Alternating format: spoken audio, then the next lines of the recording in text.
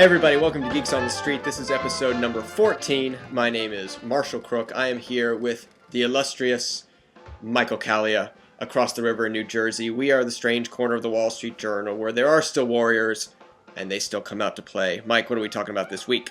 This week, it's HBO's True Detective. Only 2 episodes in, but it's absolutely riveting. I'm absolutely floored by this show. It's ominous, it's bleak, it's trippy, it's darkly funny, and it features 2 terrific performances from Matthew McConaughey and Woody Harrelson. The obsession has caught on. There's people theorizing out there. What have you heard, Marshall? What's going on? What are you hearing? A great theory that my wife posited and that you posited is that based on the kind of strange duality of the 2 characters, Hart and Cole, that they might actually be the same guy. Russ Cole, played by Matthew McConaughey, is very pessimistic, very grim, has no faith in humanity, and is kind of more attuned with the darker side of things. He might be the id, and the Marty Hart, played by Woody Harrelson, kind of superficially charming, easygoing, but has a lot of demons that he's compartmentalizing. He might be, I think as you said, he might be the ego, the whole Tyler Durden thing.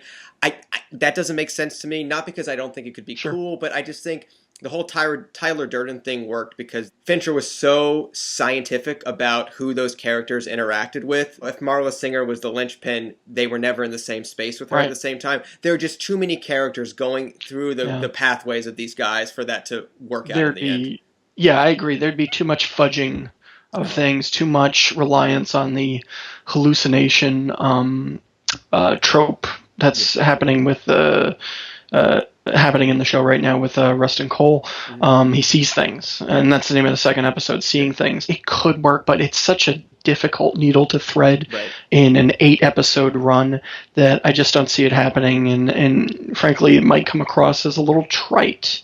This other wild theory that I've been thinking about, and I've heard people postulate, is, and it might not be so wild, is that one of the 2 detectives, Cole or Hart, are actually the killer. And through the first 2 episodes, there seems to be an impression being created that the detectives in 2012 that are looking into the case, because there's a new murder that happens to resemble the one that happened in 1995, even though the Cole and Hart apparently got the guy back then, there's a new one, and so it looks like they're looking at Cole. There seem to be suggestions that Cole might be dark enough to do this thing. Again, I'm not sure. I think that might be a little too easy. How about you? Yeah, I think so. Simply because I don't like the idea that just because if you have this a protagonist in an authority role like a detective, just because he's aloof or dark or a right angle where everyone else is a clean curve, that we should automatically suspect him of foul play. There's a contradiction in him being a good, as you say, as the show says, a true detective, while also being a really troubled, damaged, and maybe in some ways morally compromised guy. I don't think it has to mean that he should be implicated in this crime. And the same thing could go for Marty Hart, just because he's compartmentalized everything and he's buried stuff down. Repressing himself. Yeah, does that mean one of the things he's also burying is murder? I don't think so. And that's why I get to the third point, which I'll ask you.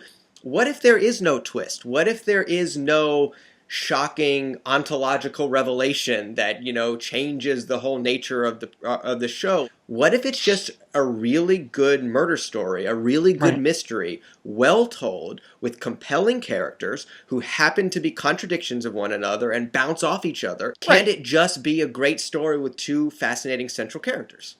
Well, I think there has to be a revelation eventually, because they're creating too much doubt about. Oh, of course, it is a mystery. Cole. Yeah, exactly, it's a mystery, like you said. I think your instincts are right here, and frankly, I hope that's the case. I hope any kind of surprising things that happen organically. The dark truth at the center of it all might be a little bit more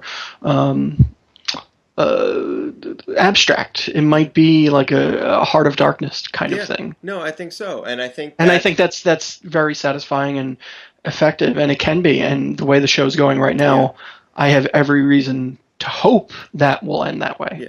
Real quick recommendation. Another great murder series is out of the UK called the Red Riding Trilogy. It's a murder series that takes place over 3 different time periods in northern England. It's quite good. I recommend it. Do you have one this week? I'm going to recommend David Fincher's excellent and overlooked 2007 film Zodiac. Oh, it's a masterpiece. Which is it is a masterpiece. I think it might be the best movie of this century so far. I know that's kind of a big thing, but I can see really sticks with me. And even though it leaves you with the impression that the protagonist, Robert Graysmith, a real guy, thinks he knows who the killer is, we're still not quite sure. Everyone, thanks for watching. Please tweet us with your theories of True Detective or put them in the comments below. Mike, we should do this more as this show progresses, I think. I think we found a topic.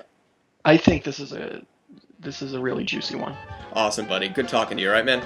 All right. See ya. Bye.